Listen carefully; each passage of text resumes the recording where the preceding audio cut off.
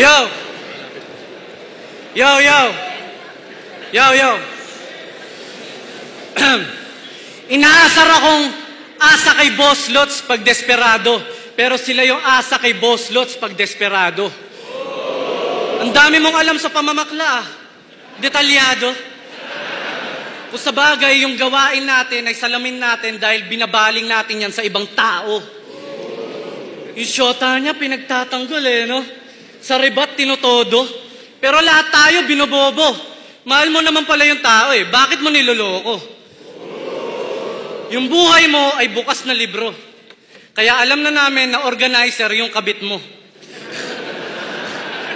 Pati jowa ni Kamandag, inahas. Yan ang moves ni Sinyo. Kaya mo pala pinagtatanggol yung jowa ni Kamandag kasi tutuklawin mo. Puro na ako maglibat kahit konti. Ngayon December, year-ender, panahon na para mag-switch gender. Mr. Pink Ranger, brokeback version ni Heath Ledger sa cellphone, sa laptop, si Enigma yung screensaver. Poison 13 versus Akata.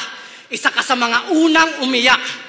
Inggit ka kasi siya yung nasa spotlight, mga haters niya sikat. Si Poison yung tinira, ikaw yung nagre-rebat, puta sa lahat ng di affected, ikaw lang yung nagre-react. Overrated na magaling magpanggap, in-exploit niya yung battle rap, wow, ang laki ng ambag. Dahil sa'yo, naging oversaturated tayo dito, ang dami ng wak. Ikaw ang dahilan kung ba't akala ng karamihan, madali lang mag-rap. Yung mga linya mo, kayang-kayang gawin ng kahit sinong hudas. Dahil sa kagagawan mo, si Kuya magta-try out na bukas. Alam mo yung sinulid, alam mo yung mention, yan ang estilo na pinauso ni Sinyo. Sobrang basic, pwede niya maging ghostwriter kahit sino. Pangmatching ang angkin niyang talino. Kinikengko yung salitang Ingles, yun ay depensang mekanismo para maikuble ang katotohanan na mahina siya dito. Ngayon, tingnan natin kung yung pagkahipokrito mo all good pa. Hindi daw pupunta sa utak niya yung fame, pero bukang bibig palagi, most viewed siya. Most viewed? Yan ang palaging binibida. Bakit nung quarantine kung kailan kailangan na kailangan ka ng liga, hindi ka nagpakita? Aangasan mo ako sa views? Di ka ba nahihiya, ha? Sumabay ka lang sa alon ako nandito nung marami pang namimirata. Kundi rin dahil sa flip-top, hindi rin ako makikilala. Pero pumasok ka dito nung meron na. Lumaban ako dito nung wala pang masyado nagtitiwala. Superstar versus legend. Tingnan natin kung sinong mas may papel. Mas sikat si Kevin Hart sa mga bata kasi slapstick, pero iba pa rin yung Dave Chappelle. Congrats!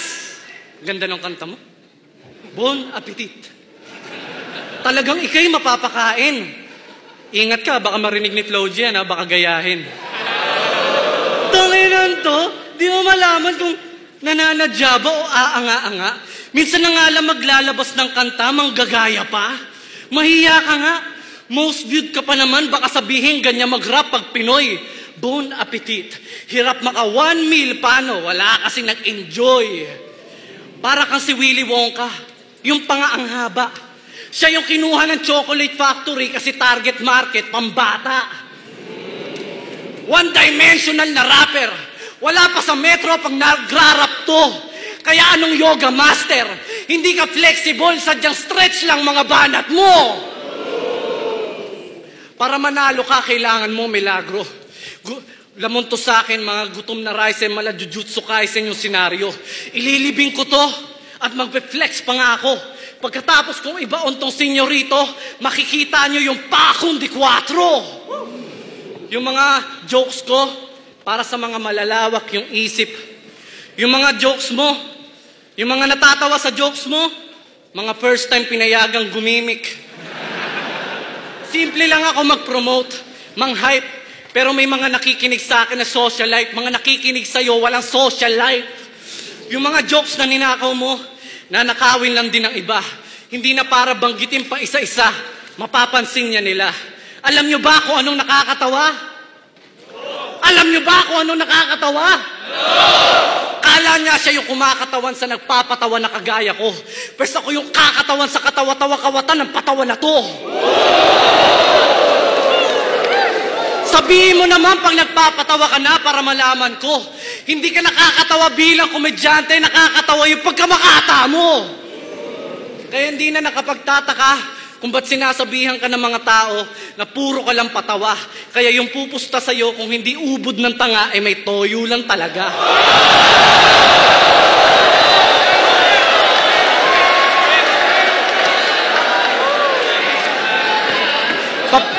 Papunta na tayo sa exciting part.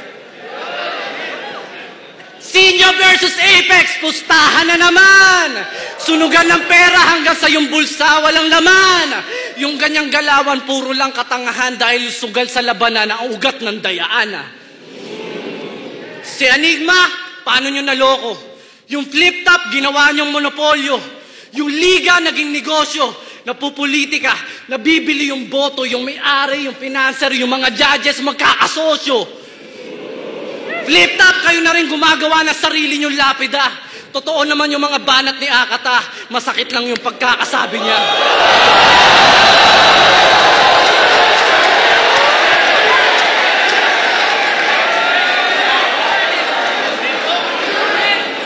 Dati!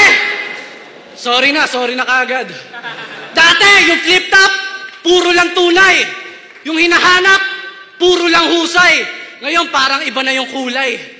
Wala nang pakisiarik sa kultura kasi meron na siyang anak na binubuhay.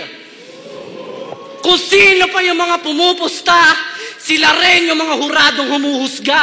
Kaya yung mga magagaling dito sa flip top, nauubos na.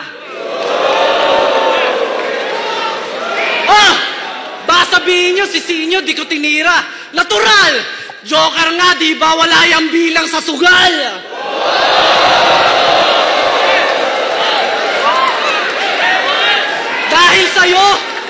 Dahil sa'yo, yung Chuck Taylor naging corny na sapatos. Pag gumawa ka ng kanta, Flo G na may pagkawamos. Buti si Joker naghanda, yung best performance na iraos. Pero alam na natin yung nangyari sa best performance ni Heath Ledger pagkatapos.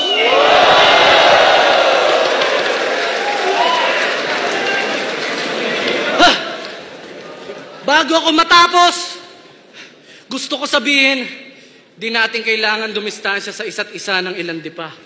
Kailangan pa rin kitang kamayan kasi rapper ka kahit papano katribo kita.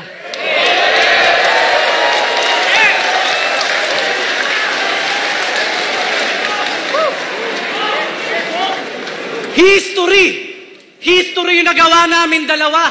Talagang si Sinyo iba. Joke lang, yung karir mo yung history na!